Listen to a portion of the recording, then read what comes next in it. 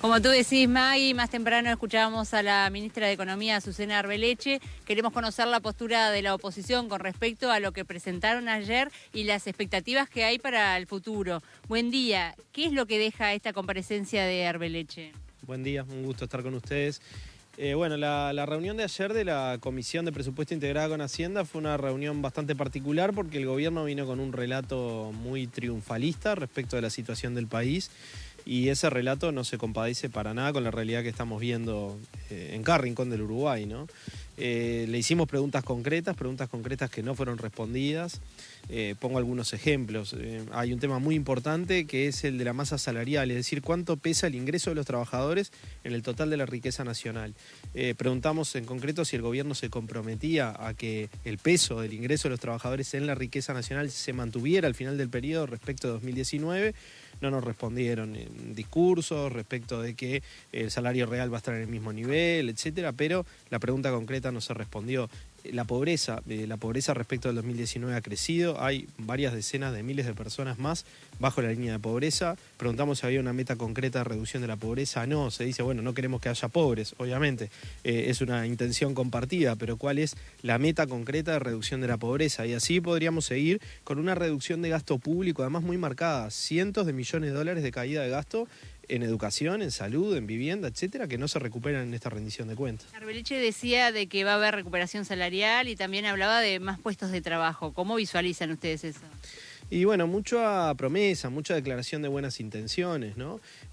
Cuando hablamos de la creación de puestos de trabajo, por ejemplo, en el Uruguay, una parte importante de los puestos de trabajo que se crearon el año pasado tuvo que ver con los jornales solidarios, que son un programa transitorio, un programa de trabajo precario además, que el Estado genera ante una situación de vulneración de derechos de las personas. Entonces se pone en una bolsa de recuperación cosas que no son tales, ¿no? Acá hay mucha más gente que antes ganando salarios sumergidos, por ejemplo. Otra pregunta que hicimos, hay más de 100.000 trabajadores que están ganando salarios de menos de 25.000 pesos, 100.000 trabajadores más que los que había en el 2019 en esa situación.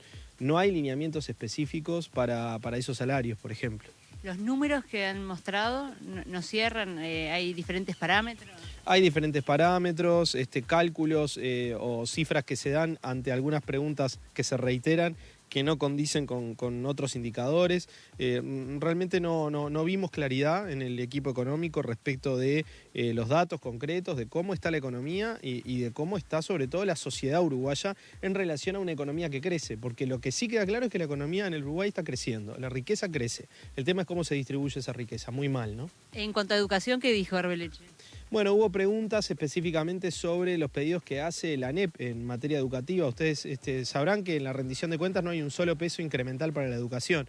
Bueno, el gobierno obviamente defendió su mensaje, el mensaje del presupuesto, que es un mensaje que no incorpora nuevos recursos para la educación. Bueno, la idea es que con los recursos que hay es suficiente para llevar adelante las políticas que se necesitan o que eso es lo que puede dar el país hoy. Lo cierto es que el propio organismo, presidido y dirigido por autoridades que también fueron propuestas por el gobierno, está solicitando más dinero, pero además no se compadece que se diga que la educación es una prioridad con no darle un solo peso incremental cuando se le han recortado decenas de millones de dólares. Gracias. No, gracias a ustedes. Allí la postura del Frente Amplio con respecto a este proyecto y la comparecencia del Ministerio de Economía. Destacar que hoy comienzan la llegada de los diferentes organismos. Por ejemplo, en la mañana la comisión va a recibir desde las 10 de la mañana el Ministerio de Relaciones Exteriores, así que también vamos a continuar informando en la jornada con respecto a esta rendición. Vuelvo con ustedes.